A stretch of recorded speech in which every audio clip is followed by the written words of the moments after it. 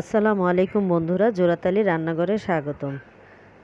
রমজানের আরেকটি রেসিপি নিয়ে চলে আসলাম, কিন্তু রেসিপিটি আমি করিনি, আমার ছেলে করেছে। ভয়েস ওভার আমি করছি।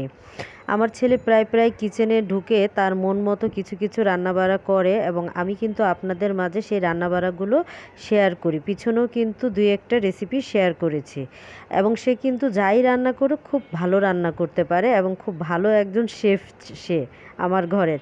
তবে সেগুলি সে খুব শৌখিন খাবারগুলি রান্না করে।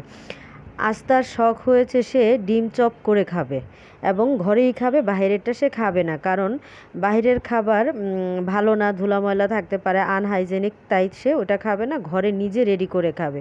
রোজা রেখেও সে কত কষ্ট করে ডিম চপ তৈরি করলো, সেটা আপনারা দেখেন। এবং সেহরির পরে সে ফজরের নামাজ পড়েই এই রান্নাটা শুরু করেছিল, রান্নার অ্যারেঞ্জমেন্ট শুরু করেছিল।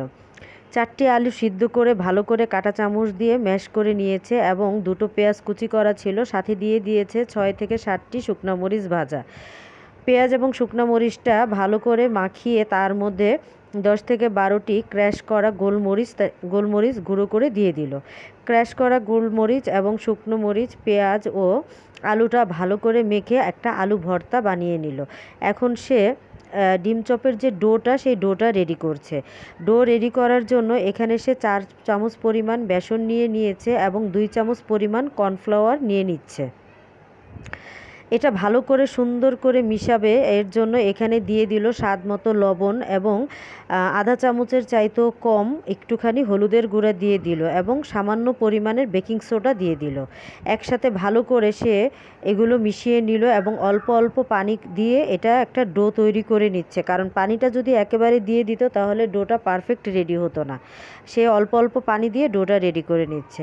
বন্ধুরা, আপনারা যারা ব্যাচেলার লাইফে আছেন, স্টুডেন্ট লাইফে আছেন, বা জব করতেছেন, একা থাকতেছেন, তারা কিন্তু এই টাইপের রান্নাগুলি করে খেতে পারেন। যেহেতু আমার ছেলে রান্না করতেছে, ও একটা ছেলে মানুষ হয়ে রান্না করতে পারে, আপনারা এর চাইতেও ভালো পারবেন, এটা আমার বিশ্বাস।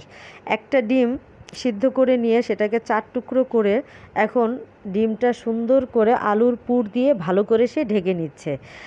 আনাড়ি হাতে ছোট ছোটোভাবে সে রান্নাগুলি করছে। ভুল ত্রুটি হলে ক্ষমা সুন্দর দৃষ্টিতে দেখবেন। আর আপনাদের যদি ভালো লেগে যায় তাহলে আমার চ্যানেলটি সাবস্ক্রাইব করে আমার ইউটিউব পরিবারের সদস্য হয়ে আমাদের সাথে থাকবেন। পাশে থাকা বেল বাটনটি ক্লিক করে দিবেন, যাতে নতুন নতুন ভিডিওর নোটিফিকেশনগুলো আপনাদের কাছে পৌঁছে যায়।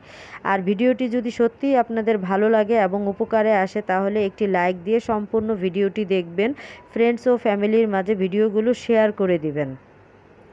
আসলে রান্নাটা হচ্ছে একটা আর্ট, চাইলে যে কেউই রান্না করতে পারে, তবে সেটা তার মনের মধ্যে থাকতে হবে, আগ্রহ থাকতে হবে। আমার বাচ্চা কিন্তু প্রায় প্রায় রান্না করে। আমার ছেলে এবার এসএসসি এক্সাম দিয়ে নতুন কলেজে উঠেছে, কিন্তু সে খুবই স্যাডনেস, কারণ তার কলেজ এখনও শুরু হয়নি, যার কারণে বাসায় তাকে অবসর সময় কাটাতে হচ্ছে। এবং অবসর সময়ে সে কি করবে তাই কিছু কিছু ক্রিয়েটিভ কাজ করছে। রোজা নামাজ করতেছে এবং কোরআন তেলাওয়াত করতেছে, আলহামদুলিল্লাহ পরিপূর্ণ ইবাদত করতেছে। পাশে পাশে সে এই টাইপের রান্না বাড়াও সাহায্য করছে এবং রান্না করতেছে। তার ভালো লাগছে, তার সময়টা খুব ভালো কাটতেছে। আপনারা যারা রমজানে কলেজ ছুটি আছে, স্কুল ছুটি আছে, তারা চাইলে কিন্তু এইভাবে ছোট ছোট রান্নাগুলি করতে পারেন। দেখেন আনাড়ি হাতে কিভাবে একটু একটু করে ডিম চপটা উল্টে দিল। একটা সাইড প্রায় সে 3 মিনিট সময় নিয়ে ভেজে নিয়েছে, এবং আরেকটা সাইড ভাজার জন্য সে উল্টে দিল। এখন দেখবেন সে কি পরিমাণ একটা খেলা করে। যদিও যখন সে ভিডিওটা করছিল আমি দেখিনি, যখন এডিটিং করে আমি ভয়েস ওভার করছি তখন দেখে খুব হাসি পাচ্ছিল আমার।